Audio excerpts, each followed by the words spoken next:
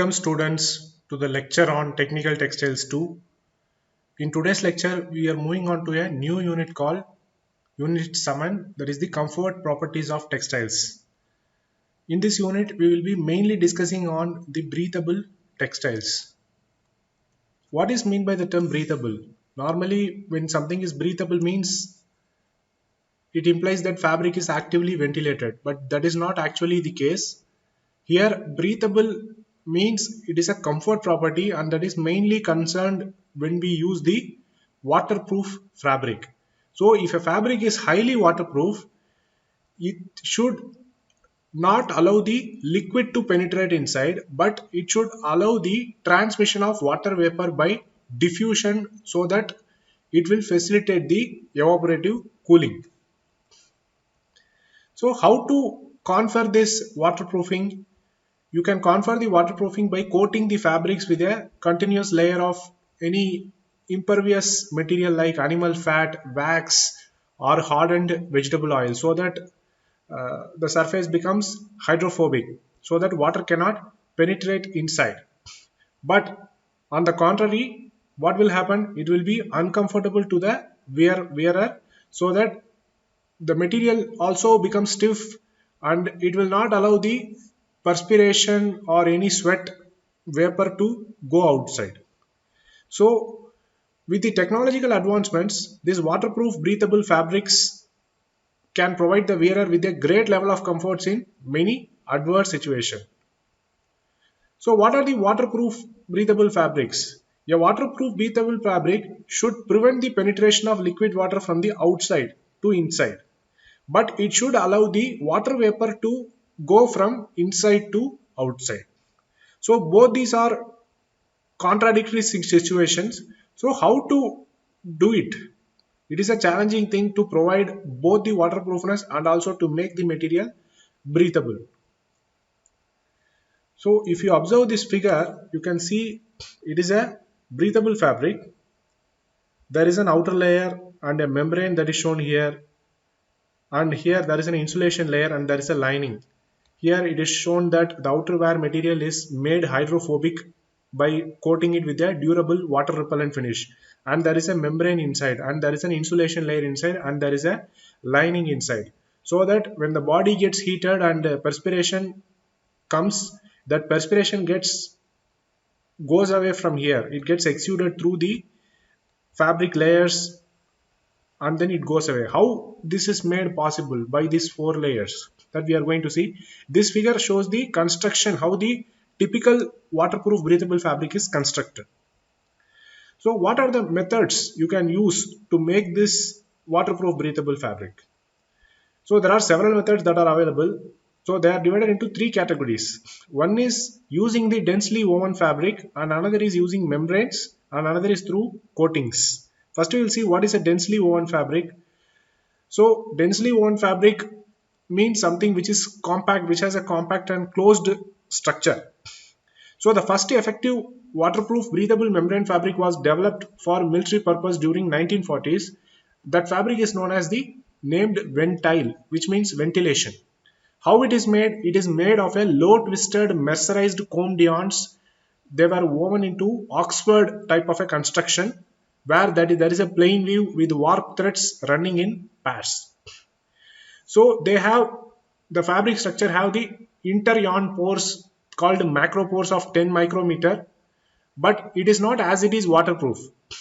But the mechanism is once it is comes in contact with the water, the fiber swells and the pore size gets significantly reduced.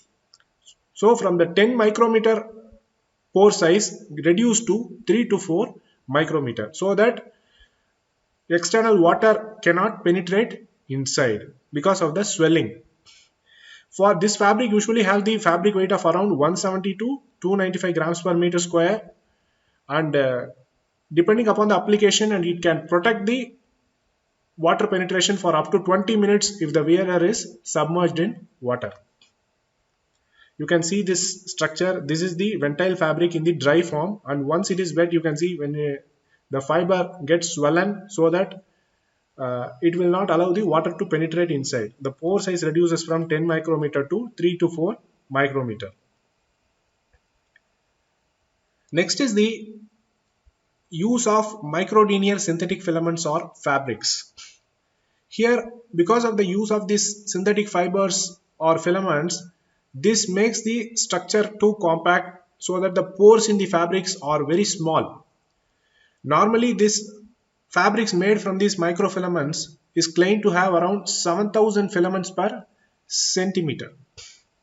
So it contains more number of filaments per centimeter so that the structure is very compact. So this type of weaving results in windproof fabric so that any kind of an air permeability is restricted with excellent water vapor permeability compared with the laminates and coatings. They have better water repellency when compared with the ventile fabrics which we have discussed and have a soft handle. They are normally given some water repellent finish or silicones etc so that we will get the better waterproofing. So Teijin Ellets, Unitica, Gymstar, these are the trade names under which these densely woven fabrics with made up of microlinear synthetic filaments are sold. This is the scanning electron micrograph of microfilament fabric. In 1 centimeter you can see around many filaments are there. So now we'll move on to our discussion on membranes. Membranes are the extremely thin films made from polymeric material. They are engineered in such a way that they have a very high resistance to liquid water penetration yet allow the passage of water vapor. A typical membrane is around 10 millimeter thick and is laminated to the conventional textile fabric to provide the necessary mechanical strength. Because membrane is normally 10 millimeter thick and it is a fragile material, so that it has to be incorporated into the textile fabric. That is why we need to laminate it. There are two types of membrane. One is the microporous membrane, another is the hydrophilic membrane. Microporous membrane is the first and probably the best known microporous membrane. It was developed in 1976 by W. Gore. It is called as the Gore-Tex. It is one of the important inventions in this breathable fabrics.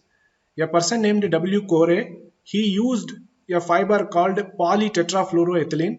Hope you all may be knowing what is polytetrafluoroethylene, which is otherwise called Teflon, which is used in the non-stick pans that are used in homes. That polytetrafluoroethylene is a very highly inert material, inert fiber or polymer, you can say. That polytetrafluoroethylene, he took that polytetrafluoroethylene and did some experiments. He just stretched it in different ways, like a uniaxial type of a stretching or a biaxial type of a stretching he did under some heat. He used some temperature of a high degree of 300 degrees, so that once he stretched the polytetrafluoroethylene and with the help of the temperature, the morphology of the structural morphology of the polytetrafluoroethylene got changed, and he observed that the material became porous, where it contained around 1.4 billion tiny holes per square centimeter. So that these are all the micropores and they are much smaller, around 0.02 to 1 micrometer. So normally the size of the water drop is 100 micrometer, but this pore size is 0.0 to 1 micrometer. So water drop cannot go inside the membrane, but it can allow the gases to go out. That is the water vapor that is generated by the perspiration that can move out from the membrane.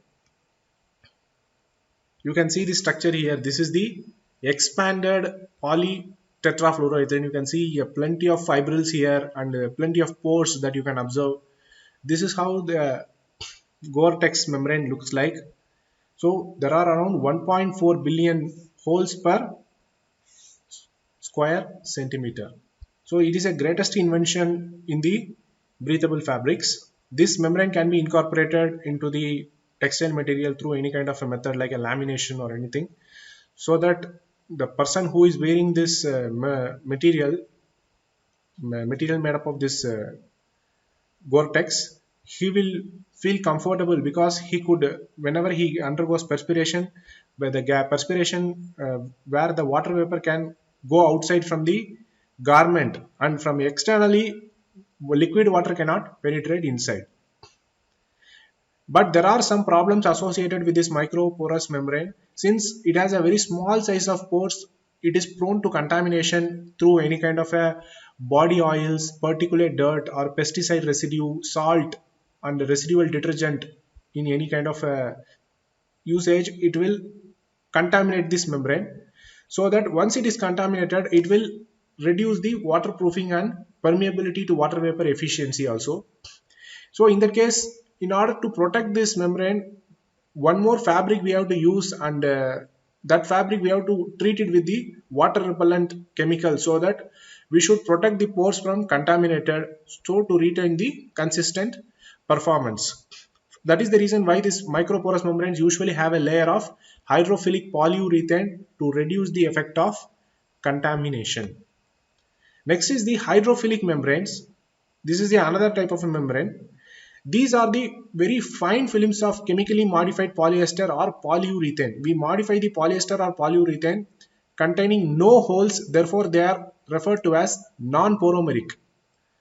Previously in the microporous membranes, we saw that there are plenty of small holes are there with a very small micrometer, but here it does not have holes actually. So it is a non-poromeric membrane where it is made from a thin films of chemically modified polyester or polyurethane.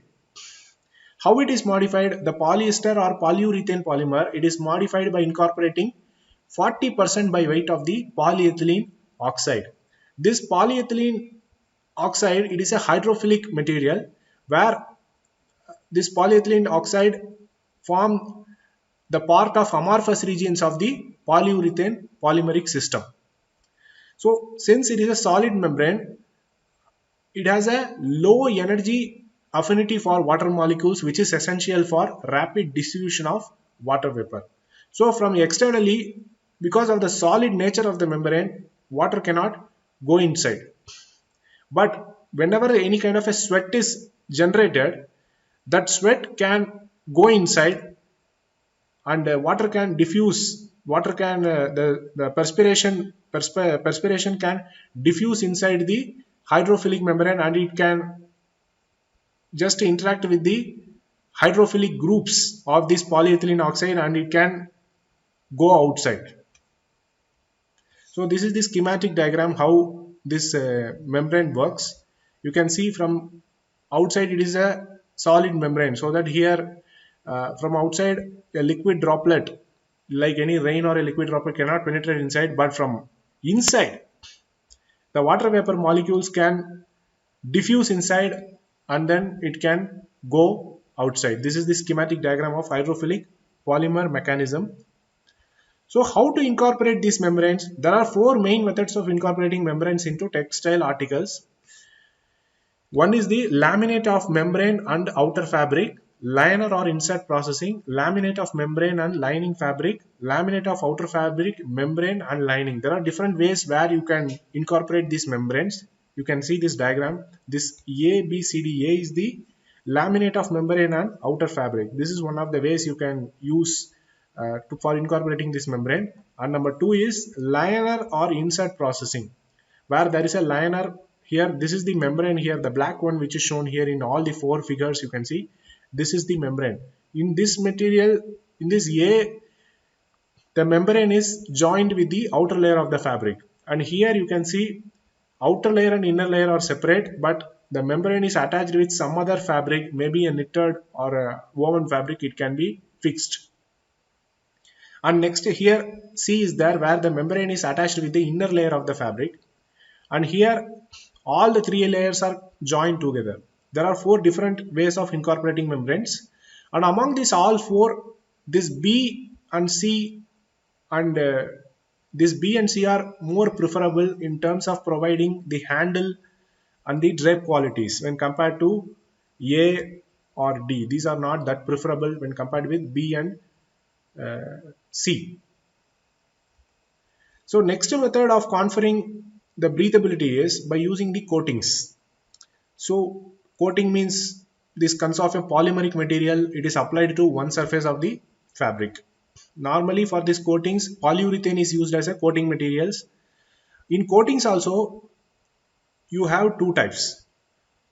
One is the microporous and hydrophilic, similar to the membranes. So these coatings are much thicker when compared with the membranes. First we will see the microporous coatings. These coatings are similar in structure to microporous membranes.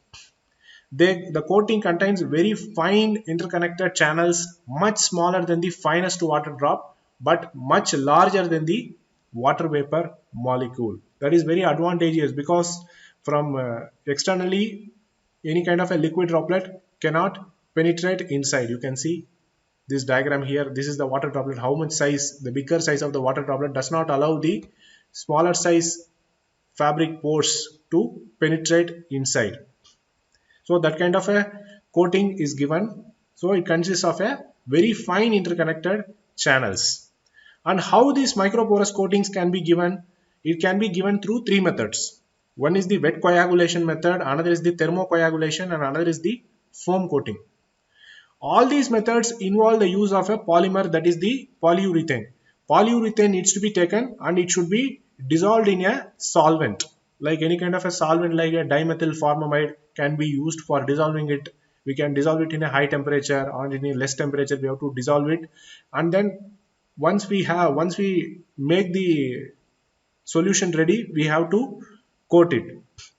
So we can normally, when compared with these three methods, this thermocoagulation and foam coating are much recommended type of a methods. We can use any type of a coating technique, like for example, uh, you can use a knife over roller technique. This is one of the method where the prepared coat, the coating solution is poured over the fabric, and yeah, there is a knife for scraping, uniformly distributing the polymer throughout the fabric surface, and then coat, and then uh, removing the excess polymer that is spreaded over the fabric.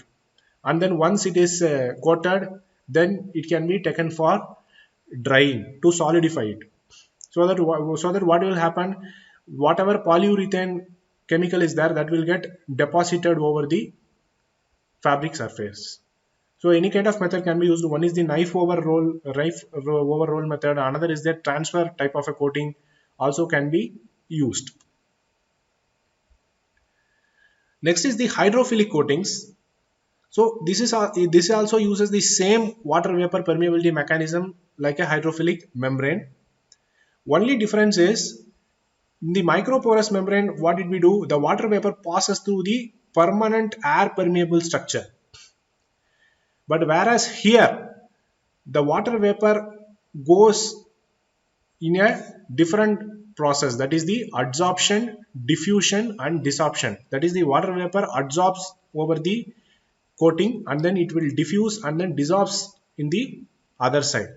So all these coatings are based on polyurethane, which has been modified by incorporating PVA, that is the polyvinyl alcohol, or polyethylene oxide, because this PVA or PEO, that is the polyvinyl alcohol and polyethylene oxide, they cannot be used as it is. It is a hydrophilic type of a polymer, so it will get dissolved very easily. So in that case, what we need to do is we have to modify this polyurethane by incorporating this PVA and PEO to provide the hydrophilic coating. So these are all about the different methods to make the breathable fabrics. Next we will move on to biomimetics. From the word itself you can understand biomimetic means it is the mimicking of the biological mechanisms. We are just imitating something. Whatever is happening in the biological world, that we are imitating to make the breathable fabric. So there are several developments that has taken place in these waterproof breathable fabrics based on biomimetics. What are they?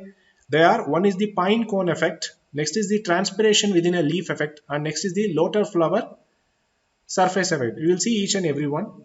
One is the pine cone effect. So here Humidity responsive and adaptive textiles respond to different levels of humidity in the microclimate so that breathability improves as material begin to saturate. For example, a pine cone, it opens and closes its spines according to the changes in the humidity. I will show you a figure. So here, whenever the climate is hot, that time what will happen? The pores will open so that the water vapor can go outside. But when the climate is cool, in the time some enough heat is required so that the heat release is not a requirement. That time heat protection, the heat retainment is required. In that case, what will happen? The pores will close. So depending upon the pine cone mechanism, yeah, fabric is made. So fabric based on the pine cone principle can be used for more effective waterproof breathability. If you observe this diagram, you can see when the climate is cool and wet, these pores are closed, and when the climate becomes warm and dry, then depending upon the intensity of the heat, the pore size will increase. You can see here the climate when it is completely warm and dry, you can see how porous the material is, so that it will allow the water vapor to completely go outside, and it will make the person feel cool. So how this mechanism is possible? The fabric contains two layers. One is the top layer where it is made up of tiny spikes of water absorbent material, possibly the wool. Each one only 1 by 200th of the millimeter wide. It consists of some tiny spikes of water absorbent material, that is the wool fiber, which is around 1, and each wool fiber will contain about 1 by 200th of the millimeter wide. And the lower layer is made up of material that is not porous, so that rain can never get through from the outside whether the spikes are open or closed. But the advantage is when the climate is hot and when the person perspires, these tiny spokes that are made up of wool, it will open to allow the water vapor to go outside to make the person feel cool. But when the person stops perspiring and the external environment is cool, these spikes will close again to stop the air getting in and make the person feel enough heat. Next effect is the biomimetics is the transpiration within a leaf effect. So transpiration, it is a biological process that is observed in plants. I hope you may be knowing this word called stomata. This stomata is a type of a respiration process where the plant, when it want to respire, what it do is it loses the water vapor when the plant want to cools down. When the, for example, when the weather is very hot, in that time what will happen? It want to lose its water vapor, and water comes from through the stems and roots to move upward, so that it will lose the water vapor to feel cool. And next is the when it less water is available for the plants, then what will happen? The plants itself will release a hormone called abscisic acid that will close these stomatal pores, so that it will not allow the water vapor to loose during the intake of oxygen, intake of carbon dioxide, and outtake and then release of oxygen. So the similar type of a effect can be simulated in a textile material also. You can see this diagram. This is how the transpiration effect in plants takes place. You can see this, how the water is lost by transpiration, and how when the pore closes, how it does not allow the water vapor to go out, that you can see here. So based on this transpiration process that is observed in plants, a company named AkzoNobel, they made a fabric called Stomatax. This Stomatax type of a material, it is made up of a neoprene fabric. Neoprene is a rubber material along with the thermal foam insulation, you can see here. So that this consists of a tiny hole like domes. This kind of a holes, convex shaped domes are observed here, you can see here. These are all the biomimetic domes similar to that observed in the leaf. So that this behaves like a similar to the transpiration process that is observed within leaf, so that it allows a controlled release of water vapor to make the clothing comfortable. This is the AkzoNobel's patented product, that is the Stomatax fabric. Next is the lotus flower surface effect. This is one of the important biomimetics. This was developed by a company called Teijin from Japan. They have made this fabric called Super Microft. This is actually based on a high repellent polyester fibers, so that it confers a high water repellency by emulating a structure of lotus leaf.